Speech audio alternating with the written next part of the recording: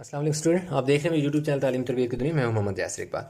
तो स्टूडेंट, हमारे पास question number जो है 6 है, उसमें क्या कह रहा है कि उसने हमें एक ग्राफ पे A B C तीन जो है ट्राइंगल दे दिए हैं।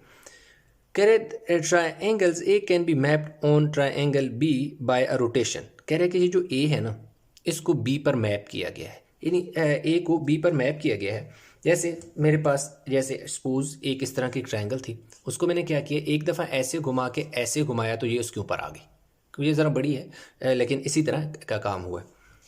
जब अब इसको इधर घुमाएंगे तो उसमें होगा क्या कि ये जो लंबी वाली साइड है ना, ये वाली, ये देखो इस साइड पे आ गई, ये वाली साइड इधर चलेगी और ये वाली इधर चलेगी। कैसे, मैं आपको इधर एक्सप्लेन करता हूँ। अब देखें यहाँ पे ये पड़ी हुई, ठीक है। मैं चेक करता हूँ कि अगर मेरे पास कोई और कलर का मार्कर हुआ, थोड़ा सा मैं इसको निशान लगा देता हूँ कि आसानी से हो जाएगा।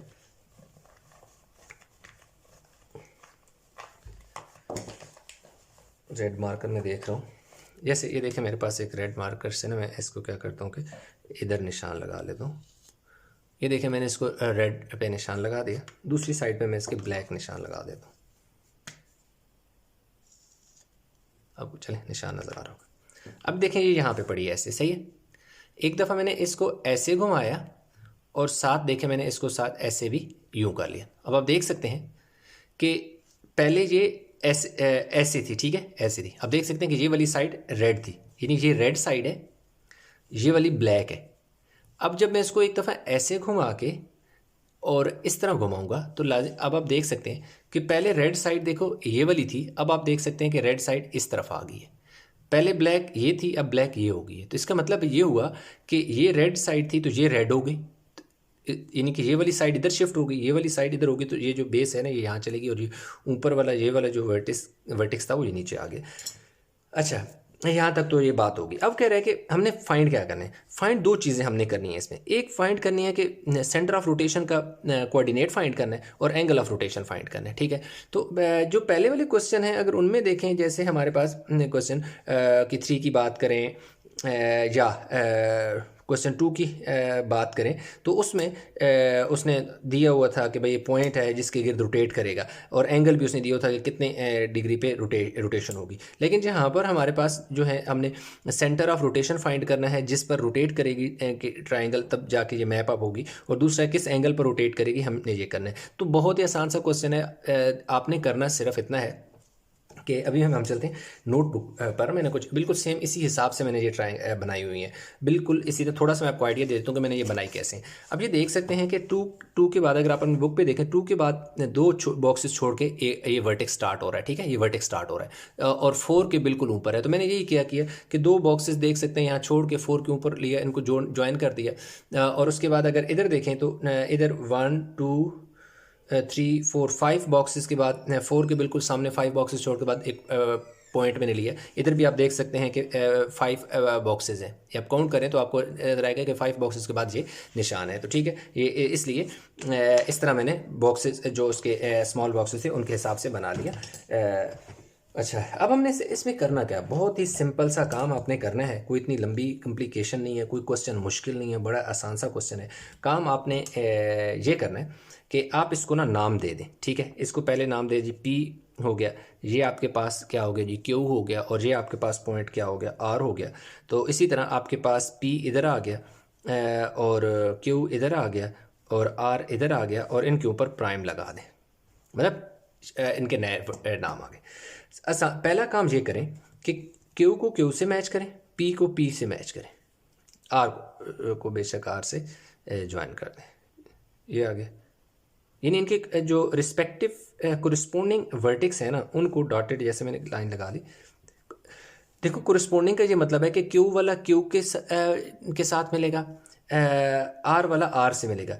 क्यू वाले को आर से नहीं, ये कोरिस्पोंडिंग नहीं होंगे, यानी कि जो यहाँ पर जो वर्टिक्स था वही वर्टिक्स यहाँ पे शिफ्ट हो चुका है, तो इसलिए इसका ये वाला वर्टिक्स ये वाला कोरिस्पोंडिंग है। उसके साथ आर को आर से मैच करना है, लेकिन पहले मैं इस पर परपेंडिकुलर ड्रा करूँगा, ठीक है।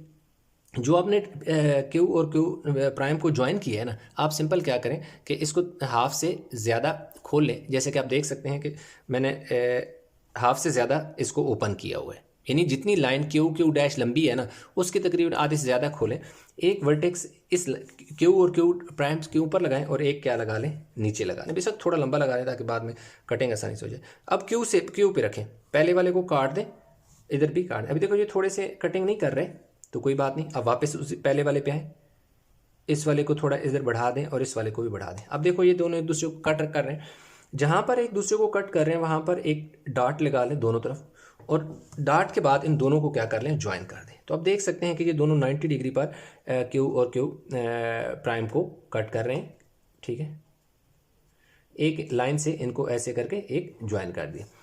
अब ज्वाइन हो गया इनका काम। अब आपने क्या करना है कि पहला काम आपने ये किया कि क्यू और क्यू प्राइम को आपस में जोड़ा और उस पर परपेंडिकुलर कर दिया। अब आपने यही काम करना है कि आर और आर को जोड़ दें, आर और आर प्राइम को आपस में जोड़ दें। ये देखें जी, आर और आर प्राइम को मैंने आपस में जोड़ दिया। जोड़ने के बाद इस पर भी परपेंडिकुलर आपने बाइसेक्टर ड्रा करना है, यानी राइट बाइसेक्टर भी। अब देखो हाफ से ज़्यादा जो ओपन हुआ है नज़र आ रहा है आपको, एक आपने ऊपर लगा लिया और एक इसके नीचे लगा लिया। इसी तरह दोबारा आर प्राइम से लग गए अब आर पर, तो ये देख सकते हैं कि चेंज नहीं करना, यानी जितना आपने ओपन किया था ना, जैसे ये मैंने जितना ओपन करके इधर एक नीचे एक ऊपर लगाया था, फिर मैंने इसको चेंज नहीं करना, ज़्यादा कम नहीं करना, उसी जो रेडियस से मैंने इधर भी लगाया। तो ये देखें एक पॉइंट ये है जिस पर इन्होंने कट किया और दूसरा ये है जिस पर इन्होंने कट किया। अब इन दोनों को आपस में आपने क्या कर देना है, ज्वाइन कर देना है। जब आप इन दोनों को एक दूसरे के साथ ज्वाइन कर दोगे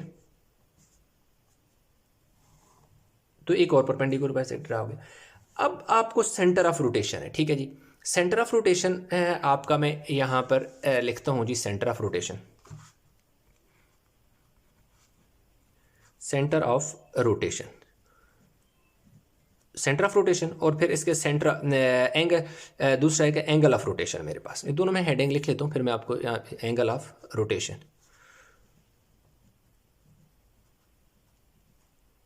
एंगल ऑफ रोटेशन भी हो गया।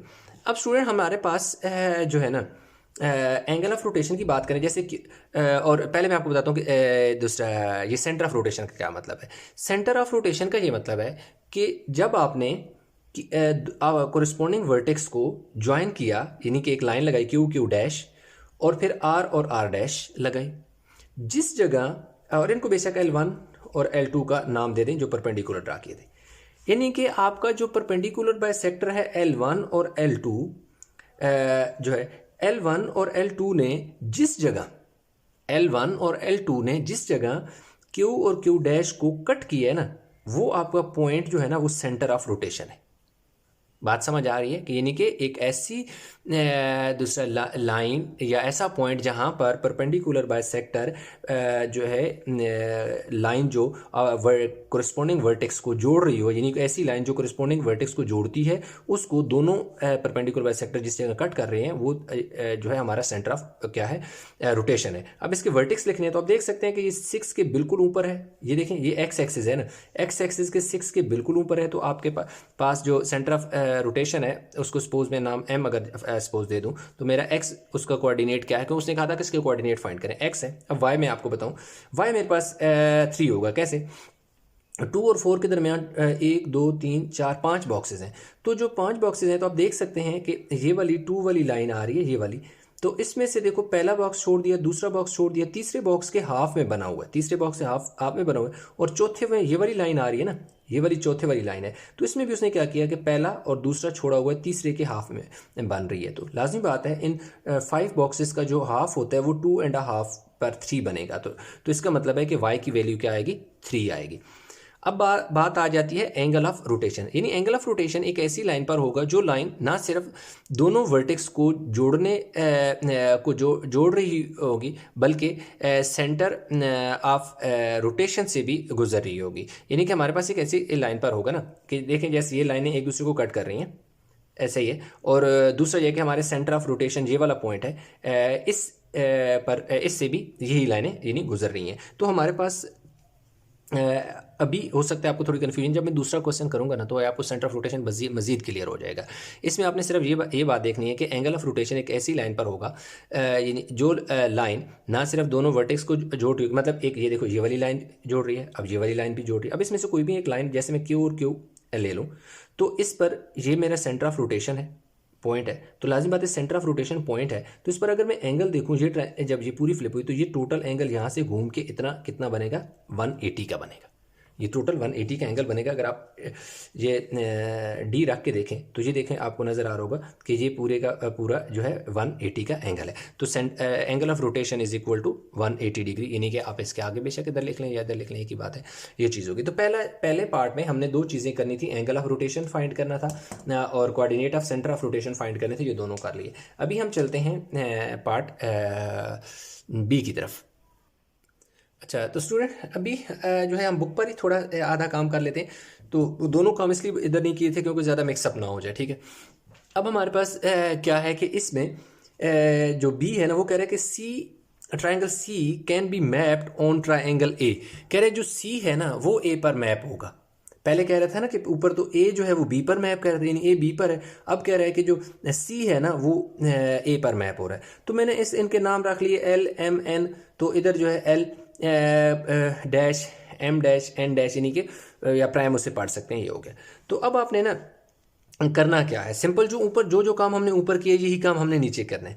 हम ये करेंगे कि पहले एम और एम प्राइम को आपस में ज्वाइन कर देते हैं, ठीक है।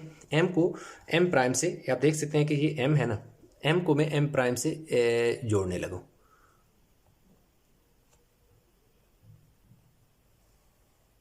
ये देखें एम को मैंने एम प्राइम से क्या कर दिया, एक लाइन खींच ली, इनको एम को एम प्राइम से जोड़ दिया। जब मैंने एम को एम प्राइम से जोड़ दिया तो अब मैंने क्या करना है कि इस पर परपेंडिकुलर बाइसेक्टर ड्रा करना है। तो इस पर परपेंडिकुलर बाइसेक्टर ड्रा करना है, तो उसके लिए सिंपल सी बात है, मैंने क्या करना है कि हाफ से ज़्यादा, इसके नीचे कुछ रख लूँ बुक के, थोड़ा सा रजिस्टर रख लेता हूँ ताकि आसानी रहे ना ऐसे। अच्छा इसमें मेरे पास क्या है कि हाफ से ज़्यादा एम से रख के मैंने हाफ से ज़्यादा, देखें मेरे पास खुला हुआ है, ये देख सकते हैं हाफ से ज़्यादा मेरे पास ये ओपन हुई है। एक मैं आर्क ऊपर लगा रहा हूँ और एक आर्क में इसके नीचे लगा रहा हूँ। अब एम पर मैंने रख लिया ना, अब एम प्राइम पर मैं रख कर पहले वाले आर्क को कट कर दिया और नीचे वाले को भी कट कर दिया। अब क्या करें कि जिस जगह इन दोनों ने एक दूसरे को कट किया, बिल्कुल पहले जो हमने काम किया था वही काम, इन दोनों पर डॉट लगाया और इन दोनों को आपस में जोड़ दें। तो इस लाइन के ऊपर आपका परपेंडिकुलर जो है वो बन गया। ये देखें जी, ये थोड़ी सी लंबी लाइन कर लेते हैं, ये देखो जी एक लंबी सी लाइन कर लेते हैं इसको, ठीक है। इसको मैं L1 का नाम दे दिया, ठीक है जी। अब मैंने क्या किया, M और M डैश पर इनको आपस में जोड़ दिया और परपेंडिकुलर भी जोड़ हो गया। अब मुझे क्या करना है कि अब मैं L और L को आपस में जोड़ देता हूँ। ये देखें ना L को, ये L है ना, L और L प्राइम को आपस में जोड़ देता हूँ। ये देखें जी L और L प्राइम को मैंने जोड़ दिया। यही काम लाजिमी बात है, मुझे इस पर भी अगला काम ये करना है कि इनका परपेंडिकुलर ड्रा करना है। ये देख सकते हैं कि ये मेरे पास एक मैंने क्या किया, एक इधर आर्क लगा ली और एक इस तरफ को लगा ली और एक अब मैं देखूँगा L प्राइम से पहले वाले जो आर्क है उसको भी कट लगा लूँगा और इधर इसको भी कट लगा लूँगा। जिस जगह इन दोनों ने कट किया ना, फ़िलहाल ना इसको मैं क्या करता हूँ, एक ये देखें डॉट मैंने लगा लिया इधर भी, और इन दोनों को मैं क्या कर देता हूँ, ज्वाइन कर देता हूँ।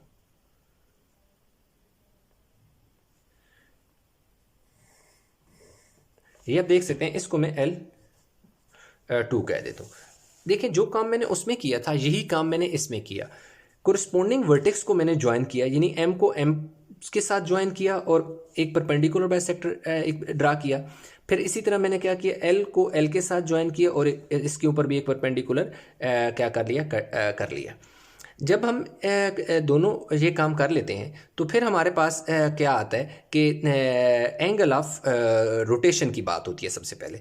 तो जिस जगह ना L1 जो कि ये लाइन है और L2 जो ये लाइन है, जिस जगह ये दोनों एक दूसरे को कट कर रहे हैं ना, वो हमारे पास इसका क्या है, सेंटर ऑफ रोटेशन है, ठीक है जी। इसमें सेंटर ऑफ रोटेशन, तो सेंटर ऑफ रोटेशन देखो ये किस जगह कट कर रहे हैं। अब देखें ये मेरे पास 4 है, ये मेरे पास 6 है। अब आप देख सकते हैं कि 4 और 6, ये देख सकते हैं ना, ये 4 के बिल्कुल ऊपर है और ये 6 के, ये वाली देखें 6 के ऊपर है, तो इसका मतलब है 6 यहाँ है, 4 यहाँ पे। तो 6 और 4 के दरमियान में टोटल 5 बॉक्सेस हैं। इसमें पहला, दूसरा, जो थर्ड बॉक्स है उसके दरमियान में एक पॉइंट हमारे पास आ रहा है। अगर इधर हम बात करें तो यही काम हमारे पास ये हो रहा है कि ये 2 के बिल्कुल सामने आ रहा है, तो इसका मतलब है कि 4 और, यानी 4 और 6 के दरमियान में पॉइंट बन रहा है ना, तो 4 और 6 के दरमियान में पॉइंट बन रहा है बिल्कुल। 2.5 बॉक्सेस इधर हैं, 2.5 बॉक्स इधर हैं, तो इसका मतलब है कि 3 होगा। तो इसमें मेरे पास जो सेंटर ऑफ रोटेशन होगा, सेंटर ऑफ रोटेशन मेरे पास हो जाएगा जी 6 हो जाएगा। ठीक है, मैं यहीं पर ही लिख देता हूँ सेंटर ऑफ, आपने ऐसे लिख लेना है, सेंटर ऑफ रोटेशन मेरे पास कितना है जी, x की वैल्यू मेरे पास क्या है जी 5 है, और y के बिल्कुल सामने है तो y की वैल्यू 2 है, तो मेरे पास इसका सेंटर ऑफ रोटेशन क्या आ गया, 5 और 2 आ गया। अब मुझे चाहिए इसका एंगल ऑफ रोटेशन चाहिए। तो एंगल ऑफ रोटेशन में मैंने आपको ये बताया था कि एक ऐसा पॉइंट होता है जो सेम यानी वर्टेक्स से गुजरने वाली लाइन के ऊपर होता है। तो अब जैसे कोरिस्पोंडिंग वर्टेक्स पे आप उसे कहते हैं। अब जैसे मेरे पास ये एन है और इसमें तो पहले जो था ना नीचे वाला, वो तो स्ट्रेट एक लाइन थी, आसानी से नज़र आ रहा था, लेकिन इसमें ज़रा थोड़ा सा चेंज है।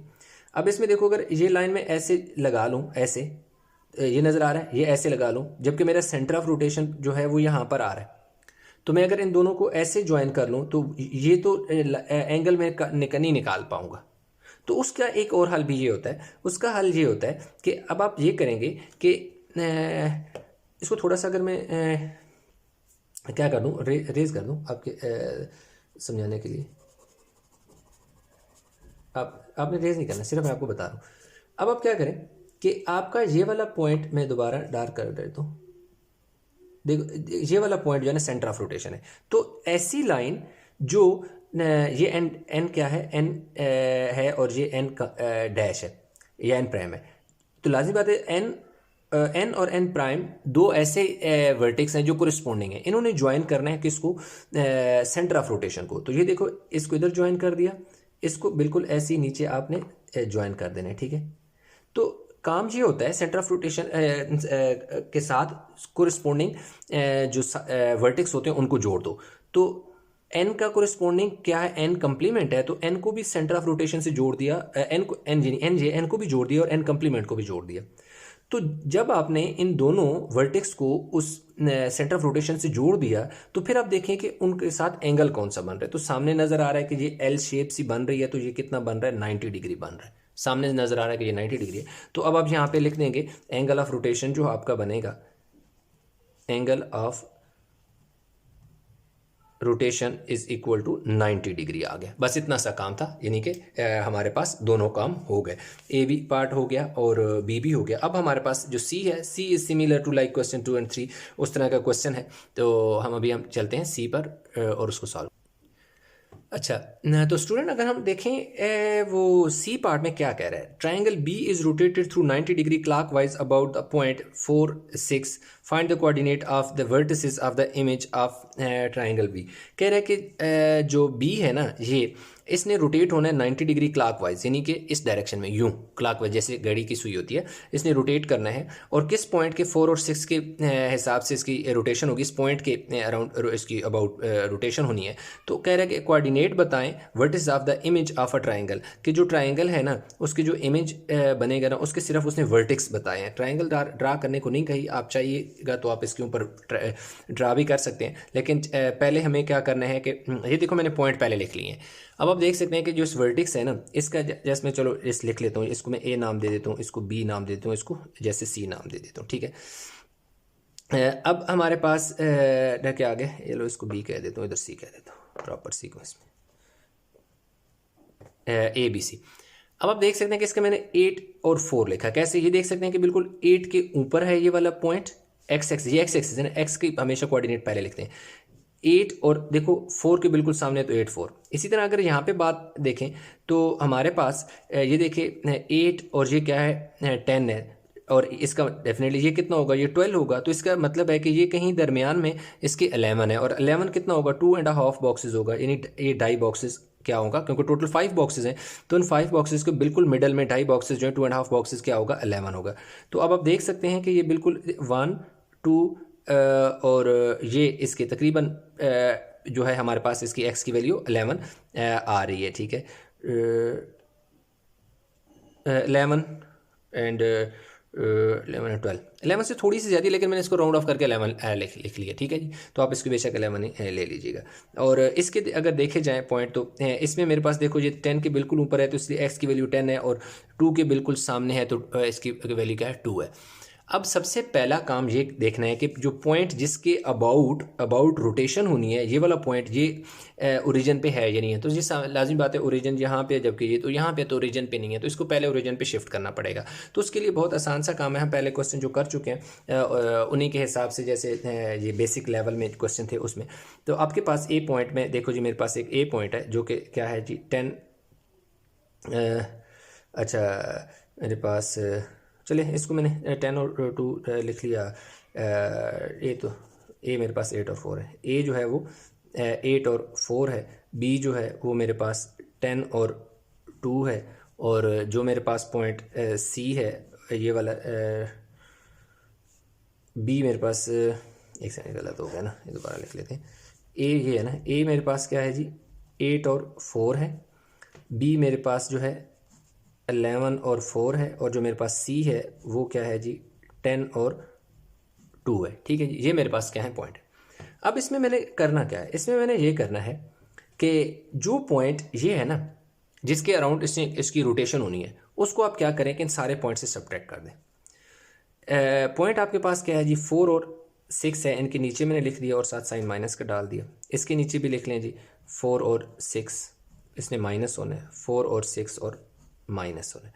8 माइनस 4 जो है ये ए नाट हो जाएगा, 8 माइनस 4 क्या हो जाएगा जी माइनस नहीं प्लस 4 हो जाएगा, ठीक है। और दूसरा जो है 4 माइनस 6, तो ये माइनस 2 हो जाएगा जी, ठीक है। अब इसकी बात करें, 11 में से 4 गए तो ये हमारे पास आ जाएगा जी 7 हो जाएगा, और 4 में से 6 गए तो -6, तो क्या आ जाएगा -2 हो गया। नेक्स्ट अगर हम बात करें इसकी, तो इसमें हमारे पास 10 में से 4 गए तो कितने बचे जी 6 बचे, 2 माइनस 6 तो कितना बचा जी -4 बचा।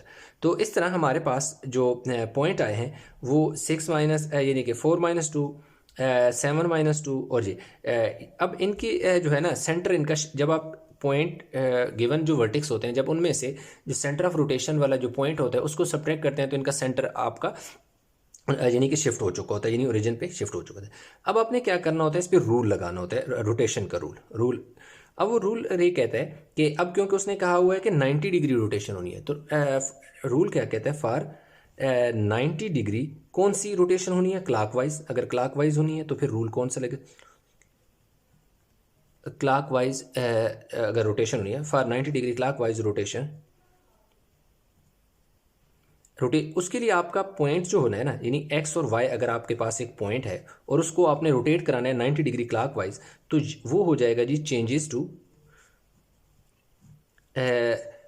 Y minus X. यानी पहले वाले पॉइंट जो पहला वाला जो वर्टेक्स है उसको सॉरी कोऑर्डिनेट है, उसको सेकंड पे शिफ्ट कर दो, सेकंड वाले को फर्स्ट पे शिफ्ट कर दो। तो जो फर्स्ट वाला सेकंड पे जाएगा तो उसके साथ साइन माइनस का लगेगा। कैसे, जैसे मेरे पास ये ए नाट है, इसमें मैंने क्या करना है कि -2 को पहले लिख लेना है और 4 को बाद में लिखना है, और जो बाद में नंबर जाएगा उसका साइन चेंज कर दो। इस वाले का नहीं चेंज करना, अगर माइनस है तो माइनस से रहने दो, प्लस है तो प्लस रहने दे, लेकिन ये जब चेंज होगा तो इसका साइन चेंज हो जाएगा। इसी तरह ये -2 पहले आ जाएगा और 7 बाद में आ जाएगा, लेकिन साथ 7 के साथ साइन माइनस का भी आएगा। फिर इसी तरह अगर इसकी बात करें तो -4 को पहले लिख लो और 6 को बाद में लिख लो, और 6 के साथ साइन क्या लगा दो, माइनस का लगा दो। तो इस तरह हमारे पास यहाँ तक जो बात है वो होगी है कंप्लीट कि भाई इनकी हमने रोटेशन क्या कर दी, करा दी। अब लाजमी बात है हमने उसे अपनी असली हालत में वापस लेके जाना है कि जो हमने इसमें से सब्ट्रैक्ट कराया था सिर्फ शिफ्ट करने के लिए, दोबारा आप ये करें कि यही नंबर इनमें क्या कर दोगे, ऐड कर दोगे। जब ऐड कर दोगे आपके पास एक्चुअल असल में कोऑर्डिनेट जो होंगे जिस हालत में हमें चाहिए थे उसमें शिफ्ट हो जाएंगे।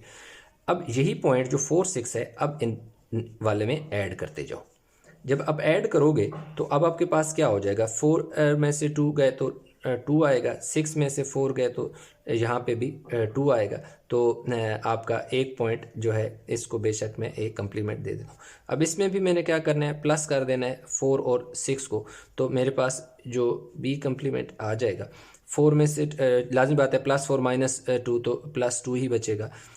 6 में से 7 यानी -7 + 6 तो -1 आ जाएगा। अब इसमें मैंने क्या करना है कि प्लस करना है 4 और 6 को, तो जो सी कम्प्लीमेंट आ जाएगा +4 -4 0 +6 -6 0 हो जाएगा। तो इस तरह मेरे पास जो पॉइंट है वो इनके आ गए हैं, नए वाले जो कोऑर्डिनेट हैं। तो उसने स्टूडेंट क्या कहा था कि जी find the coordinate of the vertices of the image of the triangle B, कि जो इमेज है ट्रायंगल बी का उसके कोऑर्डिनेट है। अब ये कोऑर्डिनेट जो बने हुए हैं इनको अगर आप जैसे इसके ऊपर अगर फिगर ड्रा करना चाहें ना इसके ऊपर, तो आप इसके ऊपर फिगर ड्रा कर सकते हैं। कैसे, जो ए प्राइम है क्या बनेगा, एक्स की वैल्यू देखो 2 है, वाई की वैल्यू 2 है। ये देखें एक्स की 2 है, वाई की 2 है, एक्स से ऊपर और वाई के बिल्कुल सामने ये वाला आपका पहला पॉइंट बन जाएगा, ठीक है, जो ए कम्प्लीमेंट है। दूसरा आपके पास बी जो है, एक्स की वैल्यू आपके पास कितनी है जी, 2 है, और वाई की वैल्यू -1 है। तो एक्स की वैल्यू 2 है तो -1 इधर आपके पास जैसे एक आ जाता है ना, ये वाला आ जाएगा। एक्स की वैल्यू आपके पास देखिए जी 2 है, वाई की वैल्यू -1, लाजिम बात है 0 है तो -1 इसका ये होगा। तो दूसरा पॉइंट जैसे आपके पास ये बन जाता है। तीसरा जो पॉइंट है वो 0 0 है, तो तीसरा पॉइंट आपके पास 0 0 ये है। तो इस तरह आपके पास इसको इधर ज्वाइन कर दो और इसको इधर ज्वाइन कर ऐसे ज्वाइन करोगे तो आपके पास जो है इसका बी का जो इमेज है वो आपके पास यहाँ पर आ जाएगा, जो बन जाएगा यानी 2 2 +2 -1 0 0। तो इस तरह हमारे पास जो क्वेश्चन नंबर 6 है वो हमने कंप्लीट कर लिया। आई होप कि क्वेश्चन समझ आया होगा। इसमें कहीं किसी जगह कोई कन्फ्यूजन है नीचे कमेंट में ज़रूर बताइएगा। वीडियो को लाइक करें, शेयर करें, चैनल को सब्सक्राइब नहीं किया तो चैनल को ज़रूर सब्सक्राइब कर लें। तो इंशाल्लाह मिलते हैं नए लेक्चर के साथ, तब तक हमें बहुत सारा ख्याल रखिएगा। अल्लाह हाफिज़।